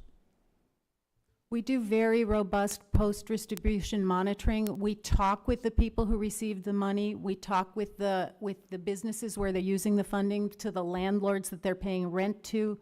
We check up on how that funding is being used. And again, if there's ever any indication that this money is flowing to criminal organizations, further victimizing people who are already persecuted, we cut it off and take steps. And if criminal investigations are needed, we cooperate with authorities on how to follow up on those. Right. You use the term robust more than once, but I still worry that if this money is already expended, you can't pull it back. Do you ever worry that giving people money, the State Department is paying some of these people to enter our country illegally? Or even worse, that you're paying the cartels to engage in human trafficking? We give them the money so they can stay where they are safely, and until we can help them find other solutions like integration in the countries where they are. 94% of migrants in our hemisphere who have left their country remain in other countries of our hemisphere. They're not coming to the United States. And absolutely, we are always concerned about protecting people from criminal organizations. And that's why all of us sitting at this table, together with our colleagues in the International Narcotics and Law Enforcement Bureau, our colleagues at USAID, we all work very hard together, coordinate regularly to try and prevent those kinds of abuses. Thank you. I will yield the remainder 12 seconds back to you, Mr. Chairman. Oh, thank you. And thank you all Oh. for your testimony. Are those quite often done in cash or prepaid visas? What's used more? It really varies on the context. In Poland, for example, where it provides cash and voucher assistance for Ukrainian women who were fleeing with small children, they would get bank accounts set up with funding for them. In Cote d'Ivoire, where I was a couple weeks ago, we actually gave out cash because there are no ATM cards or machines. There are no places where they can use cash cards. It really varies on the context. How many countries do you give out cash and vouchers? I would have to check on that. We can get back to you. Roughly. Give me an estimate. It is a best practice internationally, so I would say that it's probably at least in the dozens. At least in the dozens. Thank you. Appreciate that. All right. We are the ranking member and myself have discussed, we're essentially going to wrap up now. He was kind enough to say I could have essentially another round just to give Ms. Dyer a little bit of time here because you haven't had, unfortunately, a great deal of time. But would love to hear you just expound a little bit upon some of the grants and programs that you've been working on and your oversight of them as well. And thank you for your patience here. Thank you for having me. I think there's two that I would love the opportunity to sort of flag for you. One of them is our Child Protection Compacts. This is one of our most impactful and innovative grant programs, and I'm mentioning it because it is so impactful that we have actually replicated it into a new program. So our Child Protection Compact program is a partnership with another government, and that government has to have skin in the game. They have to give either personnel or staff or building. So it's an actual partnership between the U.S. government and that other government. We have successfully created, for example, in the Philippines, a Philippines Internet Crimes Against Children Center. These are things that are super sustainable and that last long after our government money has ended. In Ghana, we created a shelter for child victims, and this program successfully removed numerous victims of child sexual exploitation and child forced labor. And in Jamaica, which is another example, we successfully created a national referral mechanism and child-friendly spaces. These are so important because these are three examples of child protection compacts that have ended, but the good work, thanks to work from Congress and money from Congress, continues to still benefit the community even after we have gone. So that's one of the options that I would love to just sort of highlight. Thank you for your partnership on. It was launched in 2015 and it's congressionally mandated, and it's one that we continue to operate, and we just signed our newest Child Protection Compact in Romania. So thank you for the opportunity to brag on it. Anything about how you oversee those grants? Yes, we engage in what we consider a really robust monitoring and evaluation. It is in fact integral to all of our programs, and it begins with the original application. So the application has to include a results monitoring plan, and that's actually one of the criteria that we use about whether or not we're even going to fund that proposal. We continue then to assign it. We have a monitoring and evaluation team in our office that works directly with those implementers, and we work with them to have common performance indicators, which then we follow up on every single quarter. And it's funny, I was a prior grantee from the Trafficking in Persons office, and so it is so interesting to be in a position now where I'm overseeing those grants. I knew the careful monitoring and cooperation that I had back in I hate to date myself, 2012 and 2013, and so it's wonderful to kind of bring it full circle and make sure that we are overseeing these and being really good stewards of the money, and I feel like we've done a really good job. We've even instituted a two-phase application process, which is something that we don't always have, but it really benefits both us as the grantor as well as the grantee. So thank you for the opportunity to talk about it. Thank you very much, and I think bipartisanly we're working on legislation to make sure that we can improve transparency on these grants, and we look forward to hearing more from you and working with you on making that better across the board, across State Department. In that, I will say I thank each of you for your testimony. I thank all of the members, although it's only Ranking Member Crow and myself at this point, for their questions. Members of the subcommittee may have some additional questions for the witnesses, and we will ask you to respond to those in writing. I recognize you for any closing statement that you might have. Thank you, Chairman. Thank you for calling this hearing today, and I want to just thank the witnesses again for coming, for being candid, for telling the stories of your departments and divisions and the hard work of the men and women that are under your purview, who do work that is essential for human rights, for promotion of fundamental rights around the world. And, you know, I think it sometimes gets lost that this isn't just charity, right? The American people and the American taxpayer isn't giving this just out of charity, although there is a very real moral reason for us to do this that I support. But this is also fundamental to our national security, right? It actually sets us apart from our adversaries. You know, our adversaries who are trying to rewrite the rules of the road and undermine democracy and fundamental rights, you know, autocrats and you know, strong men around the world, they're afraid of these efforts. because they realize that if you all are successful in what you do, you empower people, you protect vulnerable populations, you give a voice to the voiceless, you allow people to have fundamental religious freedom, however they choose to observe that. You help stabilize populations, you combat trafficking of humans. If you are successful in doing what you do, you undermine their efforts to suppress people. And I think this is a really important point for people to understand, that you're doing work that's in the interests of the American people, that promotes stability, that promotes security, that promotes economy, and actually ties directly back to Americans' ability to have fruitful, positive, fulfilling, and economically viable lives by making sure that people everywhere are safe and secure as well. So I thank you for those efforts, and I yield back. Thank you, Ranking Member Crow. I appreciate your testimonies today, and would just follow up by saying, tell us the truth. Tell us the truth promptly about what's taking place. It's not acceptable to stonewall Congress for a month, 12 months, 24 months. It's not acceptable to go out there, and the American people are not stupid or naive. Things are not always more than meets the eye. Sometimes it's very clear what something means. When State Department writes to an implementing partner to neutralize language, but don't neutralize the program activities, the American people aren't stupid. They can read that. They can read it directly at this point, because it is absolutely public information at this point, and see, hey, they don't want us to know something. They don't want us to see exactly what's going on. And they are the ones that pay all of our salaries. They're the ones that pay every dollar that you might spread abroad, whether it's to expand atheism in Nepal, or whether it's to give somebody $180 to buy underwear or something else, whether it's a prepaid debit card or whether it's cash, whether it's somebody printing out a pamphlet telling them how to circumvent U.S. immigration law. All those dollars are coming from the American taxpayer.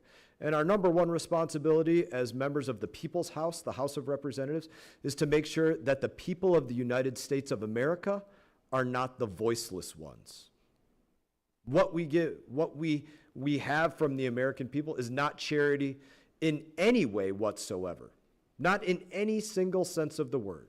We should be able to ensure that if any dollar is spent, we can tell the American people, number one, what do the American people need from those that are getting something from us? What do those people, what are they asking for from us? Because as the old saying goes, let's not give them chicken if they're asking for pizza. And does what we are providing get America what it needs out of that relationship? Those questions have to be asked constantly, and we are going to continue to ask those questions as a committee. Again, I appreciate your testimonies, and we look forward to seeing you all another day. This committee is adjourned.